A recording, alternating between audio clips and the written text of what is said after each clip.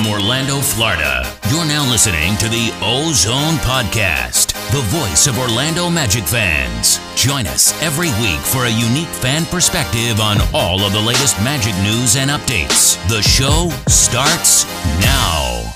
Welcome back to another episode of the OZone Podcast, brought to you by DraftKings and now part of the Basketball Podcast Network. We're your hosts, Al, myself, Anthony. In today's episode, we are joined by a very good friend of the podcast, Mike Whitt. What's up, Whitt? What's happening, fellas? It's been too long. It's great to see you guys. You guys are way killing too it. long. Way too long.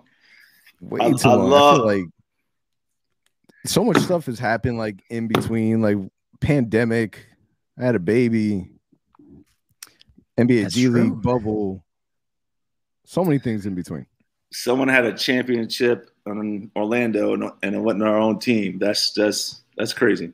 But yeah, no, but we can't. Yeah, we can't say that. It already happened. We don't need to relive it. That's the kind of year it was. Just saying. That's true. Yeah. So speaking of which, now that you brought it up, Whit, so I'm not sure if you saw. Have you gotten a chance to see the new Spider-Man commercial? Not commercial. The Spider-Man trailer. The one where he Captain Doctor Strange in it, right? Yep. Yeah. So pretty much everyone finds out that he is Spider-Man. Peter Parker is Spider-Man, and he's trying to go back in time so that nobody knows who he is. People are saying that he's public enemy number one. So we got to thinking, who would you say? And Wait, I want to hear from you first. Who would you say is the Orlando Magic number one public enemy? Oh gosh, that's a great question. Pretty much the entire league. Just kidding. I would just say it. That's a tough one. It's almost we're our own selves enemy. Really, we're our own enemy sometimes. That's where I feel I can't say that anyone's against us when you hear all the time that it's the Magic, right? So that means they're not against you. They're just not even giving you credit. So we're in a situation we're our own enemy. Interesting. That's a good take. Yeah, and it's funny that it's funny that you say that because a lot of people kind of share that same sentiment. You know, we heard that we posted it earlier today on the Instagram page, and people were saying Alex Martins, Rob Hennigan. So it kind of falls in line with, you know, us being our own public enemy. You know, I think I saw someone even saying, like, you know, the Orlando Magic not the training staff, but the medical staff is public enemy number one, which I thought was comical. Al, what about you? Man, so for me, I can't decide between this list. I'll give you a list, and I got them all like kind of tied. So I got LeBron, Kyle Kuzma, Lowry for the past few seasons, especially Hennigan, because man, what a mess let's not even go there, and Alex Martins. Right. So those are all people in my list now. So 3 players and the rest inside the organization. That's right. I think if you were to ask the common Orlando Magic fan, the majority, I think they will say Alex Martins, just because there's something out there with the way the team has been built, how business has been put in the front instead of kind of building a winning franchise. But for me, you know where I'm going with this, I'm going to pull LeBron out there just for his comments last year. I think that was out of place. What he said about Orlando, and if he was traded here, he'll retire. I think that was out of line. I don't think we had to go there. We talked about it on the podcast. So just because, if you know me, you know I'm not a big fan of LeBron, I'm going to say LeBron is public enemy number one in my eyes. I think when you talk about LeBron making his comments about Orlando, you hear Kyle Kuzma saying that you know, he would rather play for, you know, a big market and you know, be talked about, or whatever it was that you said. To me, those comments aren't, you know, it's not enough to be public enemy number one, in my opinion. Right. I think Kyle Lowry needs to be number one on that list, just because he's like the only one out of all of them that actually did the Magic like physical harm. Like the whole booty incident that he had where he stuck his ass out and injured Aaron Gordon, or was it Aaron Gordon? I want to say it was Aaron Gordon. Aaron Gordon, yeah. And messed up like our whole, like, I'm not saying that we're gonna go out there and we're gonna, you know, win against the Milwaukee Bucks in the first round, but you know, it at least hurt us to the point that we weren't able to be competitive. And that wasn't the same Milwaukee Bucks team that just won the NBA championship. You know, there was, in my opinion, there was an opportunity to at least make a lot of noise in the first round. So if we're stamping public enemy number one, Kyle Lowry's got to be up there. Like, how about if you kick it back all the way to 95, 96 and think about Shaq, the way that he did things back then? Do you think that he would be considered public enemy number one, the way things played out with him, or Dwight for that matter? Well, Shaq was the fans. That Orlando Sentinel and not getting, really people in Orlando were like big time when they did the poll. That's what it was. There's Orlando Sentinel giving the poll, and you got a young guy who's influenced by a lot, and then you heard Alonzo down in Miami making money. LA's just come sliding in, swept them out, just super easy. And to Shaq's credit, you got to take care of your family. I get it. I was in high school when that took place, and heartbroken, but I wasn't going to not be mad at him. I mean, over $100 million, especially in the 90s, is massive money, even to this day. But still, that's a supermax contract back then. That's right. The thing is, if you would have signed that contract, or you just say, you know what, I'm going to give him that money, Orlando would have had at least 1 or 2 rings by now. That's the part that sucks. Yeah. Yeah, we were talking about that the last podcast about, what if scenarios and whatnot. But I think that when it comes to like public enemy number one, and we're looking like in the past, I think it's really easy to point the finger at, players that we felt should have been way more loyal than what they were, and they deciding to leave, whether that would be, Shaquille O'Neal, whether that's Tracy McGrady, whether that's, Dwight Howard. I think that the franchises have too many people. Like, there's like Wade, and you made a whole entire list. You said multiple names. Whitt, you said the whole entire front office, the whole Magic organization, damn near. I think that we have just gone through so many bad luck, bad stuff in general, bad karma, if you want to call it, that it's easy to name way more than just one person. Like, there's no way they can just name one person, because there's so many people that have really impacted the organization in a bad way. But sticks and stones, man, sticks and stones. It's not just the words that they say. It just feels like it becomes constant, because it could be the whole entire ESPN. When has ESPN ever said anything nice about the Orlando Magic other than drafting Jalen Suggs? That's like the only thing. That's it. Right. It's a hot take for him, right? Yeah. We're saying who's public enemy number one, but there are a ton of amazing people inside the organization, and just great people. And an organization has done so much for the community. That's a beautiful thing. So we're saying public enemy number one, but make sure everyone knows we're coming from fans that just love our team. That's so right. I got to put a spin on it, because we don't want to think people are just not there. Here we are, right? We're talking about the team we love. Yes, absolutely. Very good fine print. Very good fine print. All right, so they just read the NBA just released the NBA schedule, and we ended up doing a little addition, a little math, and we ended up finding out that the Orlando Magic only have 4 national television games that aren't really national television games, because they're on NBA TV, which really, you do the math, that means nothing. We got no national television games. Wait, as a fan, someone that's had season tickets for years and years and years, to the point that you've half of the season you're watching live in person anyways. The fact that the Magic this season, especially with the high draft pick, does it bother you with the fact that we don't have any real national television games, or do you think it's warranted? It's warranted. And look our how many wins we got. Because you think when we're winning, you're getting on TV. And when you got when Dwight was here, when it was Dwight versus Kobe, when it was Dwight versus Boston, it was the Magic.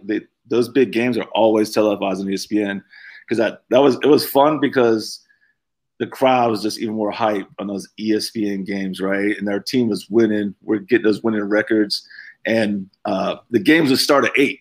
That was the one thing. And we wouldn't get done to 10 because those commercial breaks are a little bit longer. So that means the bars open up a little bit longer too, right? So as the game's progressing, people are still getting into it, winning. Oh, man, the energy in the arena those days were phenomenal. And I miss those games for sure. I just want to see us win it. That's it. I'll take winning over national televised. That's just me. And I think that's what it's coming down to. I think, the recognition is not there. And we talked about it on last week's episode, how we expected at least 1 to 2 ESPN or TNT games just because of Jalen Suggs. There's that hype with him when he plays against Toronto or when he plays against Houston, Jalen Green, do they feature those games? Unfortunately, it didn't quite happen. It's going to be on NBA TV. So from my perspective, I expected 1 or 2, but I'm also, like you said, I'm also not surprised because, again, our record was so bad last season. And by all projections, which we'll talk about later, next season may not be much better, which I kind of disagree with, but we'll talk about that later. So I can see why they chose that. But as a fan, you would think with Jalen Suggs on board now, a healthy Markelle, J.I. coming back, that would at least get at least 1 game or 2 games on ESPN. But it is what it is. I'll be honest with you. The times in the past where we did have the national televised games, I would still check on my guys, David Steele and Jeff Turner. That still happened. I'm just so used to listening to them, comment during the game, that when I try listening to other people that don't watch the Orlando Magic, don't really know what's going on, and they try to fill the blanks, it makes me feel like I would rather watch the game with the mute button. I want us to have national televised games so that we have the respect, we have the exposure. People that aren't familiar with the Orlando Magic are able to watch our games, watch our players, and it grows the fan base. And I really thought that with Jalen Suggs that would have happened, and that wasn't the case. But you're right, we haven't won enough games, and not necessarily not won enough games because we traded everyone mid-season during the trade season, the trade deadline. So now is where we start to get the chance that we're able to at least try and prove that we have a competitive team. And I know that may be difficult with the young players, but I think that's something that can and will be done. The fact that we have a big name like Jalen Suggs that, garnered a lot of attention during his college play.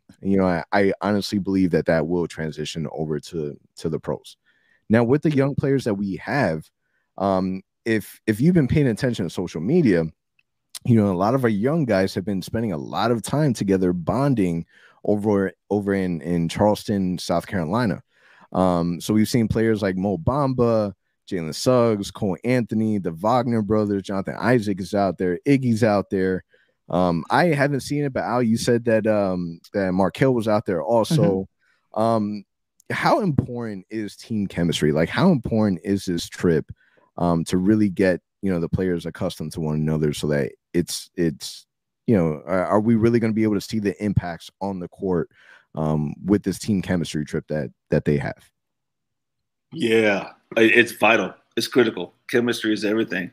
And this is where, and I'm going back to, 07, 08 season, right after Dwight got brought on. The fun part was watching that chemistry come together. And that chemistry come together made the games fun, where these guys are hitting each other. They're hitting on the timing. They're hitting everything just right. They've got each other's back. Hey, I turned the ball over, but now I'm hustling down the court because my boy just turned it over. I'm not going to make him look bad. I'm going to stop this play and get it back and then get it to him and get his confidence back up. And that chemistry is when things just start hitting. And it's just like the engine running and going and going and going. And it's a beautiful thing to watch. And you look at some of their teams out there that really are successful, that don't have the number one names on it. That chemistry is right there, where the guy at the end of the bench is standing up, just cheering them on. It's family. And I look at it like back in the day with my friends and I playing street ball. But when we played on the court in a high school game, we already had that chemistry. We're going, we know where we were. And when plays broke down, I knew where my boy's going to be. He knew where I'm going to be. I just put a finger going this way or a head up. He knows I'm cutting back door. Or I just put a shoulder down. He knows to roll off me just to make up for something that fell apart off the coach's plan. And we were successful. Yeah, I think that's 100% right. I think as a fan, you like to see that. You like to see the young guys come together. Like you mentioned, where it's a brand new team. These guys, again, they might know each other from AAU days, high school battles, but they really haven't played together except now in summer league. Even last year, Cole Anthony missed a whole bunch of time due to injury. So him being kind of around the team, getting things in order, I'm pretty sure the coaching staff is out there, or at the very least, Coach Mosley is keeping tabs on things. But I mean, it's exciting to see as a fan. You want to see this team build something early on. So by the time training camp starts, they know each other. They know, like you mentioned, they have that chemistry going. And preseason starts, they're just that much ahead than other teams. Yeah. Go, Anthony, I was going to just say before you jump in, you could see that at the beginning of the summer league, the first half of their first game, and that energy just came out, and that they just went for it, So that was great to watch that.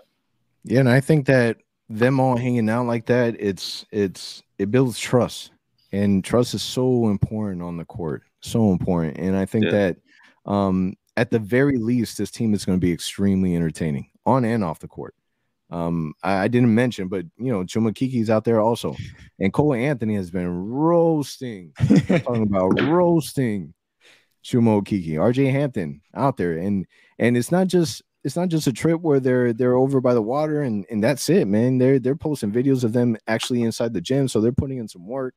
I didn't see Coach Mosley anywhere in any of the videos, so to me, this looked like an event that the young guys decided to put together to build the team chemistry, to put the initiative out there, and do it on their own, so that by the time training camp starts, they have that camaraderie already, and I think that it's really important, because just imagine like first day of training camp. All right, everybody, we want to introduce you guys to Jalen Suggs.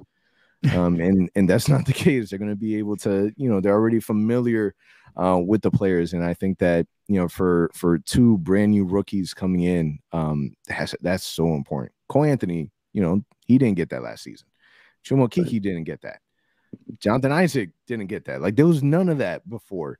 And the fact that this team is already starting that way, man, it's hard to not like your players. It's hard not to like this team.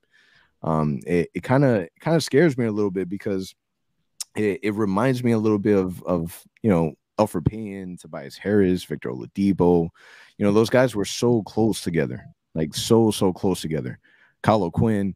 So I really hope that the impacts are definitely greater than that group, and also something that can last for a really, really long time. I didn't see any of the vets, but there was also a report saying that Michael Carter Williams is out due to an injury, out indefinitely, had a surgery done. How big of an impact would losing a player like Michael Carter Williams, a veteran, that won't be able to be with the team in training camp, how much of an impact does that have with? Well, it's what he brings to the team. He's like our enforcer, right? So that translates in practice too. So you got a young guy, and one thing I really realized about the NBA and how it works for players is your top three guys pretty much guaranteed job. Outside of that, you're fighting for minutes, because you're fighting for your job all the time. I don't think people really realize how tough that is. And so with Michael being out, he's going to bring that toughness to those guys that they're going to miss, that they might not get from a practice standpoint. Now he's going to be in their ear, but let me tell you, he's fighting for his spot still, and just like anybody else. And then he's going to get in those young guys' face and tell them what they don't want to hear. He's going to eat in and then teach, because I see that on him. And how many games have we seen him just getting at anyone's face just because, that's my teammate. I'm hopping in there. I don't care. You can't talk to him that way.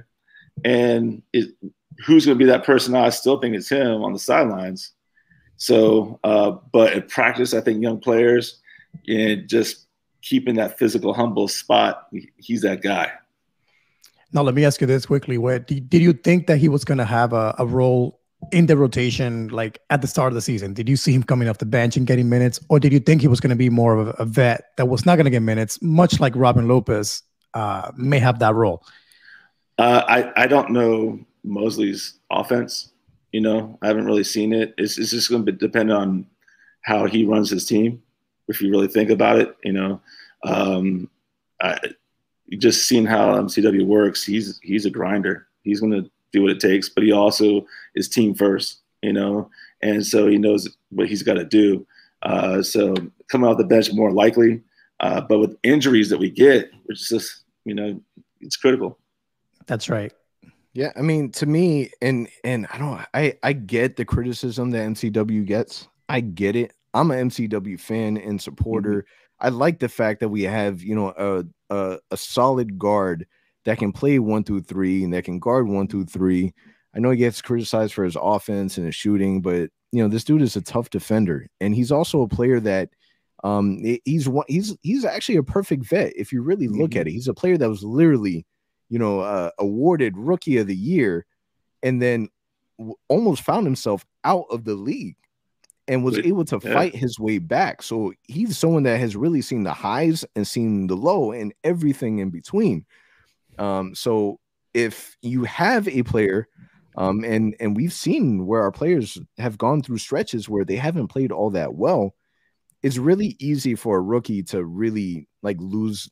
I don't want to say motivation, but they lose that what's the word that I'm thinking about? The confidence. They're losing confidence in themselves. The drive, yeah. And he is someone that can easily say, it's okay. You got to get through. You got to keep shooting this and that.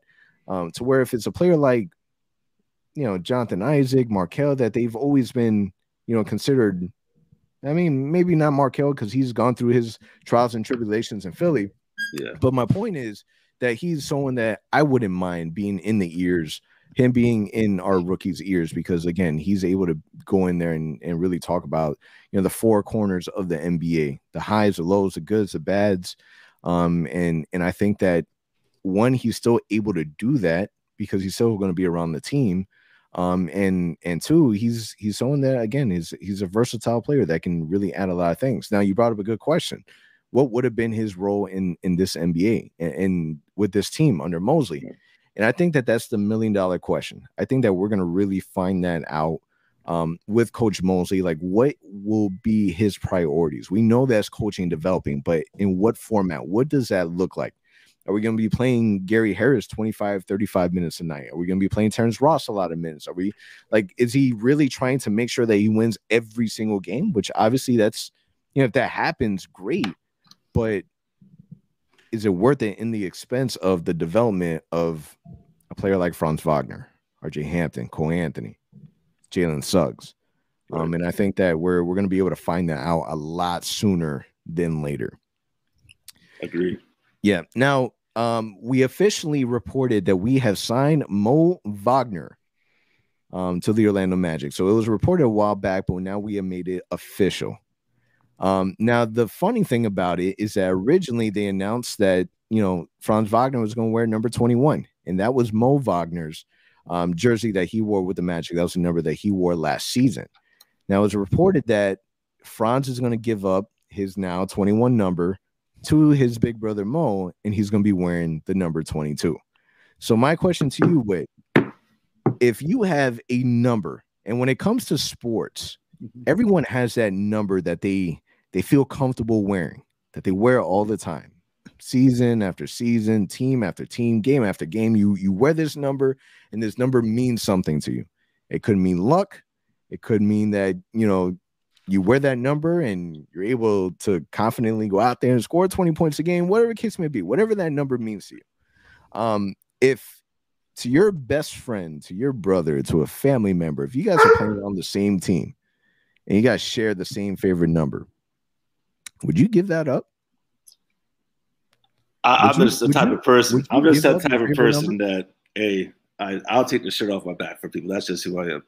But when it comes to number, it just, when you're playing, you feel it there, right? You feel that weight on you. That better man than I ain't trying to give it up. I'm just saying, just be real. I'm not trying to give it up. Nope. Now we can do a battle for it, and we, 21, we could place a bet. I don't know what you want to do, but I'm not just saying, here you go. You're gonna have to get it from me. Let me ask you this. I know it's very popular in the NBA, NFL for players to buy a watch or to buy them a car. I've seen that scenario. Would that entice you to trade your number? If you get a nice car, a nice watch for that number, would that be enough? I got money, right? It's okay. I would do whatever. Like, cool. You're going to have to earn this from me. I'm just making it. We're just going to do it that way. That's the way I look at it. Car, watch, okay, cool material stuff.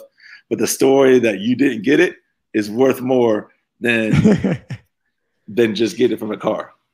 Yeah, see, I'm not giving up my number. Listen, I am sorry. You can be big brother, you can be little brother. Like, nah, that is not happening at all. I am the 8th pick in the NBA draft. I am not giving you this number. You weren't even signed when I got here. I'm not passing the number up. Now, I would imagine thinking that maybe, it was Mo Wagner's number first. Obviously, he's an older brother, and maybe Franz started wearing it because of his big brother, and it became like a family thing at 21. I get that, but it would be really, really difficult for me to give up my number. My favorite, the jersey number I always wore was number 32. My younger brother, he somehow adopted the same number. I love my brother to death. I'll go to war for him. The whole 9. I am not giving him 32. He needs to pick up a different number. That was my number too. So look at that. Oh, there we go. That was my. But I've changed it, so I'll pass it on to you. I like number 2. So it's yours now. Your 32 is you. I'm number 2. Now, an example. Giannis wears 32. His older brother, I think, wears 43. If I'm not mistaken, maybe. So wait, Giannis wears 34. And then the brother's 43. Yeah, correct. Maybe we can do something like that, but then it would have been Mo Wagner wearing 12. Yeah, maybe that's not a good idea. Yeah, no. Maybe it's not a good idea. But see, I don't feel guilty anymore because I came into this discussion with the same mentality. Like, that number, unfortunately, it means too much to me, so I'm gonna keep it. And for me, that's number 15. Like that number I wore in high school. I wore it any league that I played in. That's my number. I couldn't give it up. So, like you said, with any whatever material, not enough. My brother, I'm sorry, get a different number. Right. So I agree with you guys. I think that number to me means a lot. Now, in France's case, he got drafted number 8, which is higher than Mo in the NBA. He got drafted by the Magic, which is original team, to a larger contract. So meaning we're investing more in him. So again, my discussion would have been, I'm sorry, you wouldn't even sign, like you said, and that's my number now. Pick a new one. Yeah, so I wonder what that conversation was like. Yeah, I was just about to say that. Mo finally gets signed. It's official. He's in Orlando Magic for the season. Yay, the brothers are gonna play together. Hey, Franz, like, I'm sorry, dude. You're a rookie. Give me that number. Give it to me now. Like. Right. Like, because to them that number is so important. So I mean, kudos to him. Kudos to him for passing it up. Someone needs to make a cartoon of mom driving down the Audubon with a hand, like, give your brother the number. But you know what's funny? So Mo only signed for 1 year, 2 years, but the second one is not guaranteed. So at the end of this season, if he's gone, does that mean that France goes back to 21? Immediate. So that means I shouldn't buy a Franz Wagner jersey. No, no, because it's gonna be old quick. Oh man, it's gonna be like just as long. How long did Terrence Ross wear that number 8 jersey? Oh, don't tell me about it, because I bought one of those. Like you did buy one of those. 3-4 months. Didn't I warn you not to do that? That wasn't gonna last long. I think didn't he go through like a really bad play stretch during that time frame? He did. And then moved back. It's kind of like, it reminds me of like Mario Hezonja. Remember when Mario went from 23 to 8 and then just played worse than he did at 23 to 8? Yeah, but you can't compare those two. I know. Yeah. I'm just saying, yeah. Well, Ross even said it, though, didn't he? I thought I heard him talking about it, joking on the interview, how to change it back and break the streak. Yeah, I feel like just in general, it's never a good idea to change your number. So who knows? Maybe stay. What do you think the odds are? Do you think he changes back to 21 the minute that his brother's no longer on the roster? Oh, for sure. I think so too. I think so too. Yeah.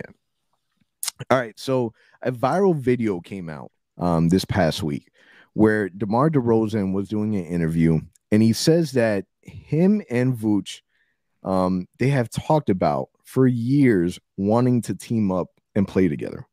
Even while he was, in Orlando. If you don't know, DeMar DeRozan and Nikola Vucevic played college together. Do you think that Orlando should have made more of an effort to get them to play together? I feel like DeMar DeRozan and the Orlando Magic have been tied with rumors for a really, really long time. I always thought, or I didn't think, and it completely slipped my mind with their relationship in college, but I never thought of Nikola Vucevic being like the driving force of that.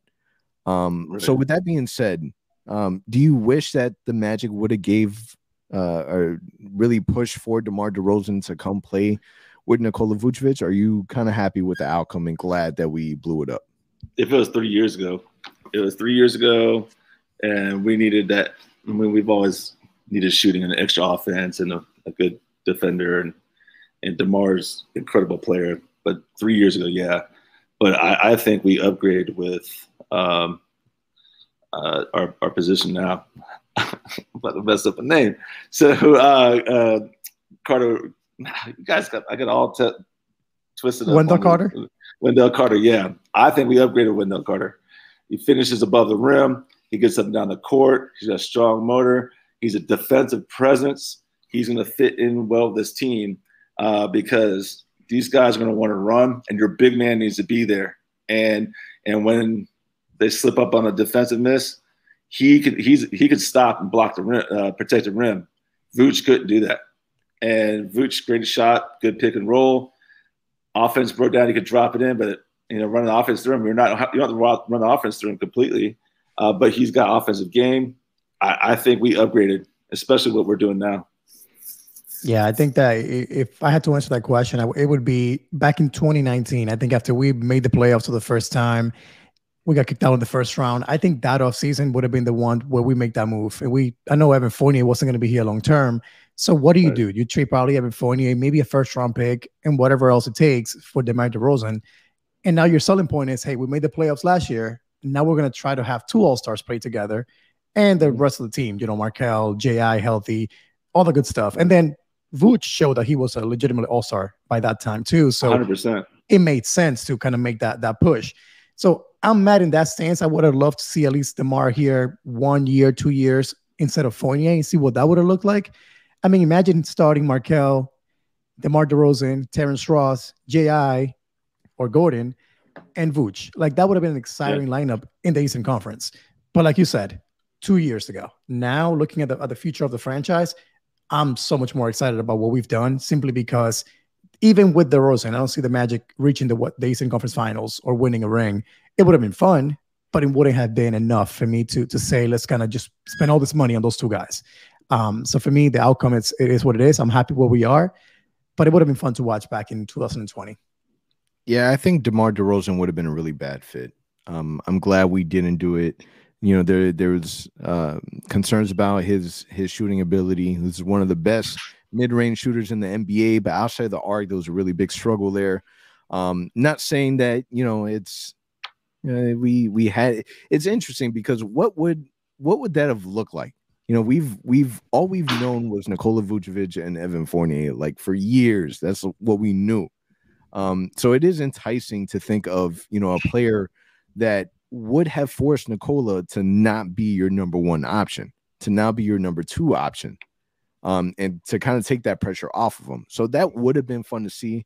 But where we're at right now, and during the press conference that Jeff Woolman had, one of the things that he said that really stood out to me is that we've dramatically increased our ceiling than what it was before. Yep. And I think that by far in between, that was it was the best move for the Magic to do at that time because we were capped. Maybe with DeMar DeRozan, we would have won more than just game one in the playoffs. Maybe. But there's no guarantee that would have got us to the next round. Exactly. So now that we're looking at it, because we still have to follow this team. We still have to follow the Chicago Bulls. They have Lonzo Ball now. They have DeMar DeRozan. They have Nikola Vucevic, Zach LaVine. We still own their 2023 first-round draft pick. Do you see this team? Do you see that team being competitive enough to where would really lose value in that first round pick? And what I mean by losing value, I mean it maybe not being a top lottery pick, maybe outside of that. We'll find out. I mean, we got the perfect scenario for it now in the East Coast. Pretty much that team, if you look at it from a structure, just depends on how their coach is going to run their offense. So that experiment is happening out. So we'll be able to tell. Yeah, I don't see them. I don't know what it is, but I don't trust that roster. Lonzo Ball, I've never been a fan of his. I think he has stretches where he plays really well. He hits 8 3-pointers in a game, and you're like, oh my God, he's arrived. And then he goes on this month or 2 month stretch where he looks average out there. So that money that he got, to me, honestly, he was overpaid big time. DeMar DeRozan's getting older. Levine is not happy. He hasn't got an extension yet in Chicago. So is he going to be playing, excited with this team, or does he want to get traded by the deadline? And then Vooch, Vooch is awesome. He's done amazing things, but we saw his ceiling with the Magic. Can he raise that with the Bulls? I don't know. So I don't know. I think that 2023 first round pick may be in the mid-teens, or if things don't work out this next season, you could potentially see it as a top 10 pick once again. Yeah. But I mean, give credit to the Bulls for at least trying to bring Zach LaVine some help. Like, if there's one thing that you can say about them is they at least tried. They attempted. They mortgaged their future to do it, and that's on them, and we thank them sincerely. But at least they try and they make the effort. Hopefully in 2 years they get really, really old and they really do nothing, because we need that. All right. I don't know if you remember it, but we have the segment Pass or Shoot, where we're gonna give you a factual statement, and then you're gonna tell us whether or not you would pass on that statement or shoot on it. So the very first one: will the Magic win more than 23.5 games next season? Yeah, I think we'll win some games we shouldn't, just because that chemistry starting to come together. I see us in the low 30s, 31, 32 wins. Ooh, that's high. I know. Hey, I see. Yeah. It's a hot take. Well, we got that speed is going to catch up to people, and they're going to catch them by surprise. So we get a team that plays us after playing Miami the night before. They go out, they get here, and the next thing you know, they're getting run off the court. That's right. Think about teams like the Lakers, the Warriors, the Nets. They might say, hey, let's sit KD, let's sit LeBron that game, because it's against the Magic. And you never know what Jalen Suggs may do that game, what J.I. may look like that game, and all of a sudden we're stealing that game. It's funny you say that, because I've been debating that on Twitter with some people. I don't see the Magic. They're being projected to be one of the worst teams in the East. The only team that's projected worse than them right now is the Oklahoma City Thunder. That's it. I don't see that. Like, I think the Magic are going to be competitive. Now, health. I'm gonna put that in bold letters out there. Health. If they can stay healthy, I think the Magic can be good enough to compete in the East playing tournament on the outside. They might not make it, but like you said, 30-31 wins, in my opinion, would be amazing for this team. But in my opinion, if healthy, it's realistic. I have us. So I'm shooting. I think that they'll definitely win more than 23. I'm not expecting much. I'm putting the 25 on there. That's my number. I think that they will at least win 25 games. You bring up a good point. A lot of it's going to have to do with injury. Can we stay healthy? And with the roster that we have a really, really we have. I want to be careful with my words, but I'm just going to say I think that we have a very fragile roster. History has shown that. Whether that's the players, whether that's the medical staff, who knows what it is. We've had some really bad luck, and we've dealt with injuries. So hopefully this season is going to be a lot different. The 2019-2020 season was a season that we won 33 games. So it's hard for me to see the team that we have now be better than that team right now. As much talent as we have, as much as I believe in the players that we have, just it being so young, so new for them, it's really hard for me to see it. But I definitely can see us winning 25, maybe 27. 27 would be great. I would consider that a success. But for the different reports and articles that we read saying that, you know, we're damn near going to be the worst team in the NBA, I find that really, really hard to believe. Like, we're not in the West Coast. We're in the East. We have a lot of good, young, talented players. There's no chance that we're going to be at the bottom, like the very bottom. True. The East is not respected right now. It's definitely upgraded. Yeah. So now, with that being said, should the Magic tank again next season? No. We got to stop living in the draft now. We got what we needed, and so I've never been a fan of building a team around the draft. You've seen successes, right? You know, we just saw that this year, but I like a culture and having that culture and where we can bring people to us and understanding and want to be here. And so I'd rather have vets that can want to come work and win as far as a culture, but we don't need a tank. No way. I'm gonna agree with that too. So I'm gonna pass on that. I think that we saw what happened this year. Even though we ended up tied for the second worst record in the NBA, what happened? We ended up dropping to 5th. So guess what? I'm done with the whole tanking game. I know we pushed it hard last season. My opinion is play hard, play to win every game. Not only am I a season ticket holder, so I don't want to go to games rooting for losses. That sucked last year. But I just want to see this team play hard and learn how to win games under a new coach. So again, if they win 30 games, 28 games, that will be fun for me. I'll be rooting for that. And not only that, but I don't think that next year's draft is that talented for me to say, like, you know, lose out from the jump, trade Ross, trade Harris, and just go with young guys. And the goal is to lose. I don't know. I don't know enough about the draft next season yet, but based on what I've heard and researched, it's not that talented of a draft. So I don't think it's worth doing that. And but what we saw this year, you might end up with the 5th worst record and then jump to number 1 either way. So let things play out this season, but hopefully they're playing hard and playing to win.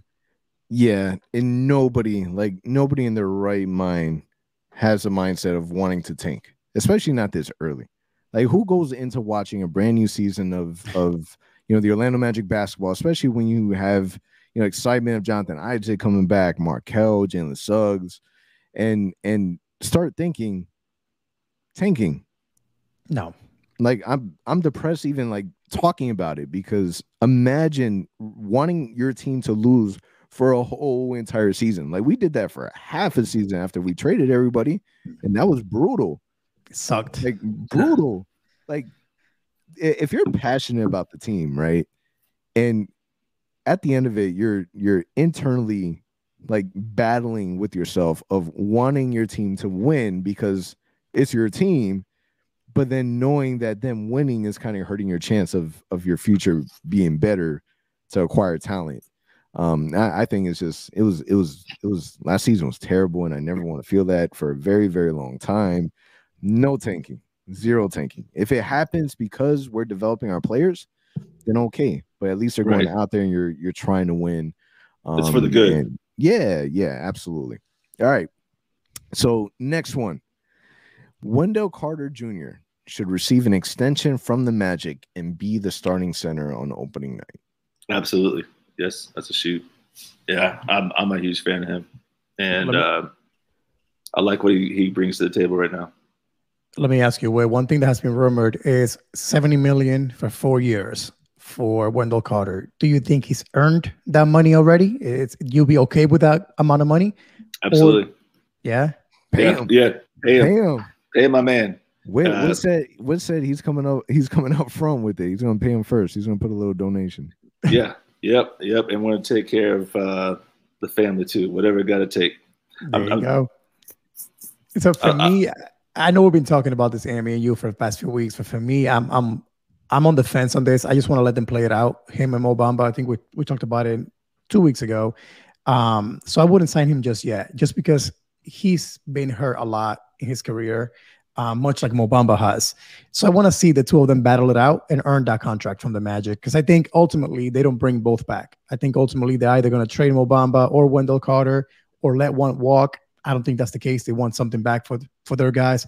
So I want to see what it looks like. I want to see what that fight looks like between October and February before the trade deadline, and see who they choose out of the two. I'm high on both, but I just think that if you pay a guy right now before you see what that battle looks like, you would make a mistake. What if you pay Wendell all that money, but then he gets hurt, let's say, God forbid, we don't want injuries anymore, but then Mo Bamba just blows up. He has an amazing season.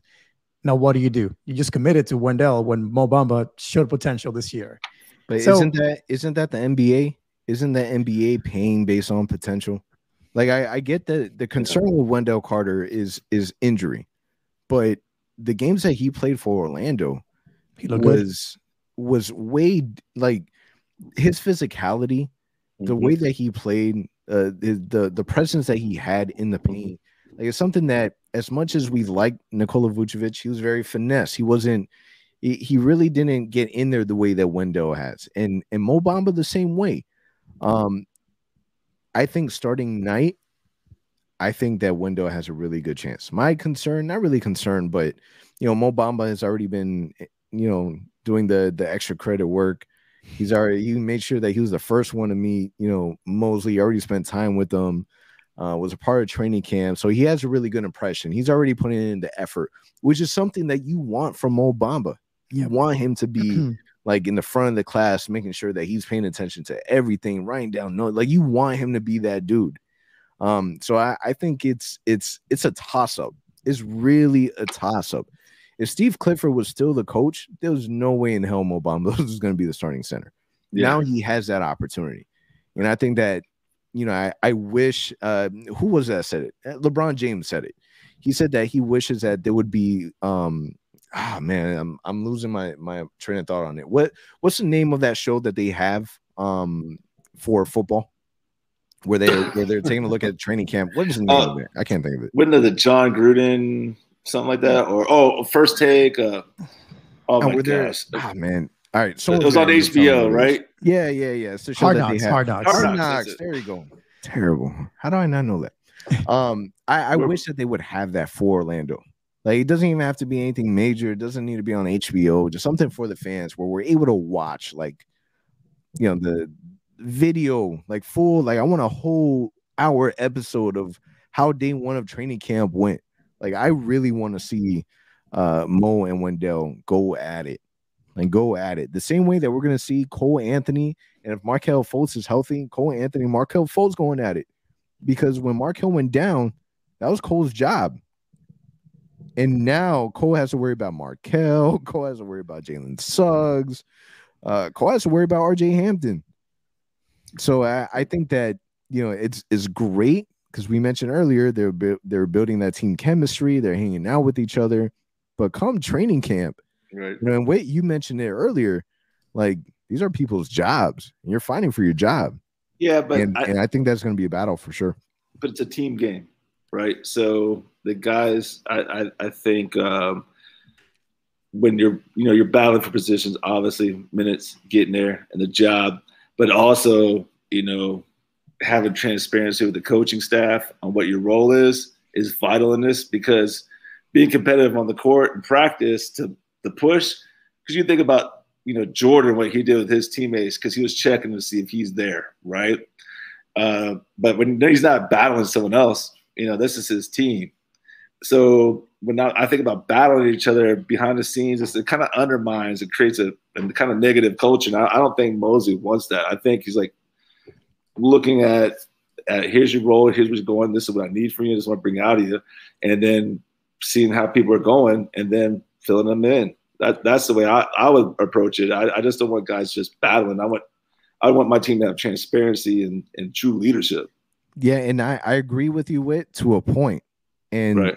This is where I think is contrary to a point. Mo Bamba it's a contract year. Yep. Yeah. Like, it's a contract year. Like, we've already gone to a point where the rookie scale is already, like, we're coming to an end. We really haven't been able to see, like, all the potential that we thought we were getting. New coach, new team, new players. Wendell, he's still brand new to the Orlando Magic. Yeah.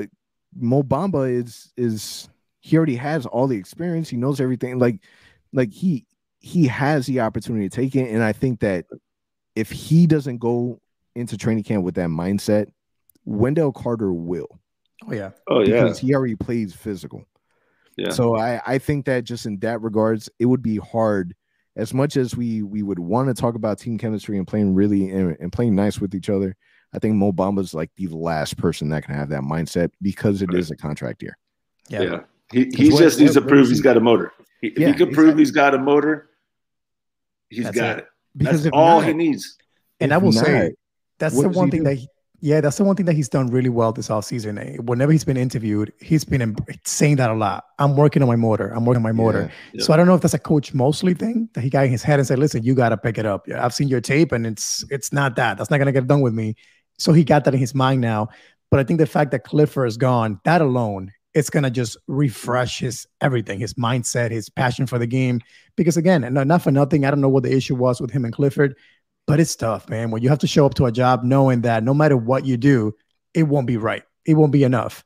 And don't forget the stats that he put up after Clifford, after the trade deadline, Mo Bamba's number were not that much worse than Wendell Carter. And he had some big games with 20 points, and 15 rebounds. And he was playing good at the end of the season. So, if he can put it together, that's what I'm saying. That's why I don't want to pay nobody just yet. Let them battle it out. Now, I will say, by February, you have to know what you're doing because the trade deadline is going to be right there. You don't want to lose Wendell Carter or Mo Bamba for nothing. So you might have to package them with Terrence Ross, whatever they may want to do, and get a good asset back. So it will be really a 6-month battle between October and February. You have to know by then what you're doing. Yeah, absolutely. We'll find out soon. All right, wait, last one. All right, Franz Wagner. Will he surprise people next season? There's a lot of concern about him not having a really strong summer league play. Should we be worried? Will he surprise people? What are your thoughts? I think that he's got a high expectation because of where he was drafted. But he's got a long learning curve. That's what I'm seeing. He's a step behind. But he fills in some gaps when he's in there. So I don't think he's going to surprise anybody. Let's hit pass on that one. I think we're going to see a rookie and see him grow up pretty quick. Let me ask you this. We didn't have you here for the draft episodes, but if you were running the Magic with that 8th pick, so you already got Jalen Suggs in your bag, fell to your laps, you're feeling good about yourself, would you have drafted Franz Wagner? But wait, before you answer, like I was clearly fishing for his response. Like without you even saying anything, I already know what he's going to say. But go ahead. No, but I didn't really watch. I was watching the Ignite team and the players on the Ignite team. That's got the G League banner behind me. I was watching that, and I was watching the teams that were pushing through some of the playoffs. So I wanted a power forward that's more athletic, not so finesse, and that could shoot. So I wouldn't have gone with him. I was fully on with Kimba if he was available. Kuminga, yeah. So we were this close. We were at the draft party. We were like, man, this is gonna happen. We're gonna get Jalen Suggs and Kuminga. He didn't want Moses Moody. We didn't say Moses Moody. He didn't want Moses Moody. But my point is, the Warriors took Kuminga from us. Like we were so excited because he may have fallen. It almost happened. It didn't. So at that point, my opinion was, you take the best player available. And in my opinion, that would have been either Bouknight or Moody. Even though you have a ton of guards already, you figure it out later. You trade Ross, you figure it out. But I liked Moody. Actually, that's who I was hoping we'd get. I really liked him a lot. See, smart people like here. I was more focused on that first spot. Everything out of that, I was like, it's all good. That 5 spot was the one I cared about. Yeah. No, so Ant knows my answer. I think Moody was my guy, and that's the guy that I've seen him play for. And I mean, the good thing is he went to the Warriors, which is my second team that I watched the most because of Curry. So I'll get to watch him a lot, and Kuminga as well. But I think you add Moody to this team, straight up shooter, a guy that can play today in the NBA, body's ready, has the length. It made sense to me. I know his height, it's not there for the small. I mean, he could be small forward in the NBA easily. But yeah, unfortunately, again, I can see the potential with Wagner, but I don't think he'll surprise people early in the season. Towards the end, maybe like Chuma did last year, he'll pick up things as the season goes along, and maybe by February, March, he'll look much better. But early on, I don't know. We didn't see him play in the summer league after not playing for an extensive time, right? And so that transition from, I remember when I went from high school to college, I felt like people were just running past me left and right. I could barely keep up. Yeah. But that's what I saw him during the summer league. So you get that learning curve. So half a season in, catching up with things. I think he won't surprise anybody. I think that he will surprise a lot of people. I think that summer, I keep saying summer league. I think that summer league, it was not a good environment for his showing. And even the articles that I read, they said that he's going to be a lot better than what his play was. He's an off-ball guy. He's not. I would like to see him be way more aggressive, and that will come with time. He's a rookie. What you said it. It's been a while since he played. The same with Jalen Suggs, and same with a lot of the players. I think eventually he'll get to that point. Whether that's this year, who knows? Whether it's 3-4 years from now, hopefully it's not that long. Were there other options at 8? Yes. Would I have preferred them picking somebody else? Yes. But I'm really happy with Franz Wagner from the little bit that I've seen already. And I think that's going to be a good contribution. I think that the fact that you drafted a player like Jalen Suggs, you were able to take a risk on Franz Wagner. Yeah. And that's true. Regardless of your feelings on Franz, it's a risk. And it wasn't more of a guarantee like, maybe some of the players that, had a really good shooting ability, like maybe a Moses Moody. But it's summer league. Nobody knows how any of these players are going to end up being. 100%. Kevin Knox was a monster in summer league. And what is he doing now? Jonathan Kuminga had a really good summer league showing. Moses Moody had a really good summer league showing. But we still don't know whether or not that's going to translate to the professional level of the NBA. So only time will tell. And I think that he'll end up surprising people. Yeah, but I felt like we drafted Jeff Turner again. That's how I looked at it. I will say this though: he's a Magic player. He's going to be wearing Magic uniform, and I'm going to cheer for him. That's right. That makes me a fan, and I'm gonna be rooting that he becomes the next Gordon Hayward, who he's been compared to.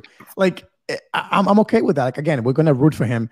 But like you said, they were just better options, at least from a name perspective, from a NBA readiness today. But you can't deny the length, the fact that he can become a good shooter. He can play really good defense. There's a lot of things to like about him. So again, he's wearing a Magic uniform now. I'm his biggest fan. Absolutely. All right, so let's wrap this up. Final thoughts. Go ahead, Al. Okay. All right, I'll lead it away. So, it's been a long time since to see you guys, and I can't say congratulations on how well you've done so far with this and YouTube and sponsors. I mean, congratulations, and hearing your family is doing well, it means a lot. And so, I appreciate this opportunity sincerely, and I truly appreciate you guys and your families, and glad to be. You guys are in my life. Thank you, Whit. We definitely it was a pleasure to have you on, man. It's been way too long. Way too long. Yeah, that's for sure. Right. So we're gonna make it happen again pretty soon, for sure. Let's go. I'll get the green screen. There you go. All right, that's a wrap for today's episode. Till next week. Thank you for listening to the OZone Podcast, the voice of Magic fans. Follow us on Twitter and Instagram at the OZone Pod. And remember to subscribe and leave a 5-star review on all your favorite podcast listening platforms.